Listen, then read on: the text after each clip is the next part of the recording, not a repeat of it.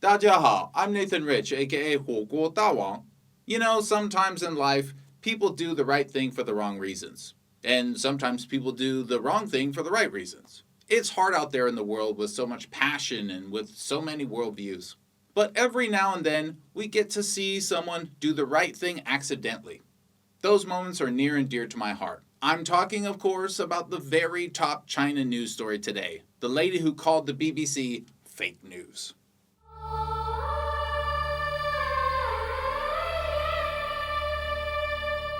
Stephen McDonnell is with the BBC as a China correspondent. While working on the riots of Hong Kong, he had an interesting experience with a counter-protester. But wait, let's back up. If you're in the West, you probably get a lot of your information from sources like the BBC. In America, we often hear people say, if you want unbiased news, go to the BBC. So the standard is pretty high for them. Of course, the reality is often far from what people say. So what is actually going on in Hong Kong? It's simple. The local leader tried to pass a law allowing extradition like basically everywhere else in the world. And the separatists on the island launched a massive campaign against it. Through their propaganda, they've managed to work up young people into committing crimes. There are people in Hong Kong who are so out of touch with reality that they think destroying their city is a good way to move forward. How many people? Well, that's an interesting question. Reuters, a well-known separatist backer, did an actual electronic measurement of how many rioters were there on July 1st. But let's take a look at what numbers we were told were there protesting. Organizers said there were 550,000 people protesting. So how accurate is this 550,000 number? Reuters figure, which comes from using facial recognition software, that for some reason no one seems terrified by, shows us there was actually about half that many protesters who marched. So I think we can guess that the organizers will reliably double the real number. Whenever you hear numbers from organizers of anti-government protests in Hong Kong, cut them in half. When they say 2 million, it's probably more like 1 million. They are using the generous number system, in which they count people sitting in a restaurant nearby as being part of the group. Did you walk across the street somewhere in the city? You're a protester. There have been some anti-riot protests as well. Many people in Hong Kong want to go back to work, want to move on with their lives, and yes, get closer to the rest of China. They've been protesting as well, though for some reason I haven't seen much coverage of that anywhere. It's almost like Western media wants chaos in Hong Kong. Anyway, so Stephen was in one of these anti-riot protests recently, and he had this to say. A protester from a pro-independence group, you could call them. Okay, a protester from a pro-independence group. A separatist. Someone who wants to break their company into pieces. Yeah, go on. Has been arrested for having explosives, and the police say 10 Molotov cocktails in a storage area. Holy wow! This is big news. The rioters, who have already broken into government buildings, bitten off people's fingers, ganged up on innocent women, thrown bricks at police officers, and waged general violence against the city, have now been proven to have bombs. They have a bomb storage area. Look at that! Look at these terrorist weapons! No wonder this is the top news story.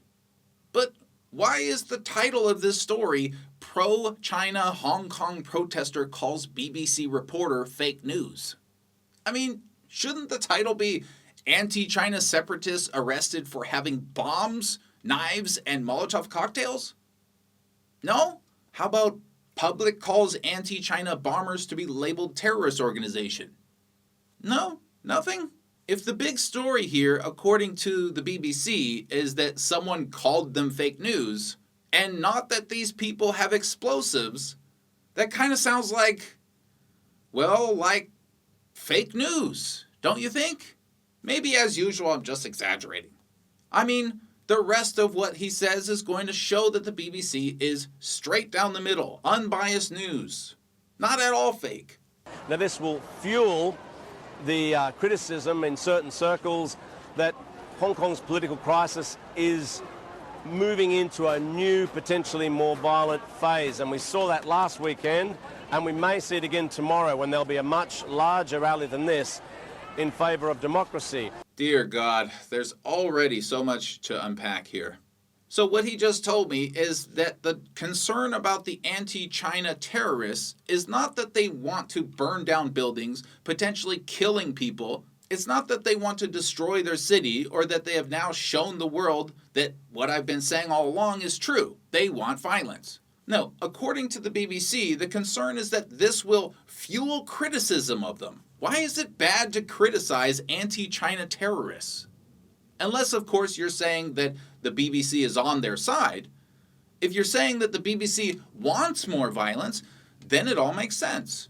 Of course you don't want that side to be criticized. And by certain circles, do you mean every single logical person in the world? Who the hell wouldn't criticize a bunch of people burning down their city because they hate their country? Who are the certain circles of people that support this chaos? And notice when he acts like, oh, tomorrow there's going to be a much bigger rally in favor of democracy. While the size of protests are interesting, they aren't how politics actually work, as you know. They are more of an indication of how angry people are about something than how many people believe in it. So while there may be a larger rally on the other side, that in and of itself doesn't prove any kind of big point. But it's the next part that's more revealing. The people who want peace and integration with the rest of the country, you're calling pro-China, while the people with Molotov cocktails who want their country broken, you called pro-democracy? Alright, dude, I really didn't want to jump into this subject because it takes more of a real discussion to bring proper context. But you're forcing it out of me, so here we go. Listen carefully and you might learn something about why the BBC could be called fake news. Ready? First of all, democracy doesn't exist in its pure form. There are no countries where everyone votes on everything and whatever the vote says happens. You know why that's true? Because democracy doesn't work in its pure sense. In fact, nothing does. A democracy like that would be extremely dangerous and volatile. Democracy does not exist outside of theory. Major Western governments don't allow for certain positions to be elected. They are appointed. That is not a democracy. When a president wins the popular vote but loses the electoral vote in America and doesn't become president, that is not a democracy. So then, what's the difference between a democratic country and a non-democratic country? I think there's two ways of looking at it. The most common would be that in general the will of the people is respected, at least in principle. And the other way to view it is that the government itself is a reflection of the people's will. You can't be this incompetent or ignorant about China. So the logical conclusion seems to be that you know these aren't pro-democracy people, and yet you go out of the way to call them that. That's fake news, dude. And there's a sort of anti-media feeling amongst these, amongst this crowd, partly because they don't like the reporting from we're doing. Well, there's nothing fake in what we're saying, I'm sorry. Okay, so now we see this lady come along, and she thinks he's talking smack about the unity crowd, and she's saying he's fake news. She thinks he's saying they aren't peaceful or something, and he responds with, well, there's nothing fake that we're saying. Stephen, you are saying facts, but you're using weasel words and slipping in certain ideologically charged phrases. That's opinion. That's not the news, that's fake news. When someone says you're fake news, they aren't saying you're making up facts entirely. They're saying you aren't presenting them in an informative and truthful way. They're saying you're propagandizing in one certain way when you're supposed to be a news agency. That necessitates people like me to counter your BS. I have to come out and call you on it because you represent the company that most people are telling me is neutral. What you're saying is that there are two sides to this story. One which is pro-democracy and one which is anti-democracy. But the reality is one is pro-democracy in the sense of respecting the people's wishes. And the other side is pro their own idea for how the government should run. That's not necessarily a democracy, dude. What you're saying is supportive of separatists and instability and dismissive of unity and adherence to the democratic wishes of the people of China. This may come as a total shock to you, BBC, but if you get every single person in China to privately vote online about if they want their current government or some other kind of government, the vast majority of them will keep the existing one. That's what you really don't get about China. People complain about this or that with their own country. But at the end of the day, even the most westernized anti-China Molotov cocktail-wielding idiot can't deny how effective China has been in raising the quality of life, the average life expectancy, the GDP, literacy, education, everything. So believe it or not, the People's Republic of China isn't perfect, but it is what the people want.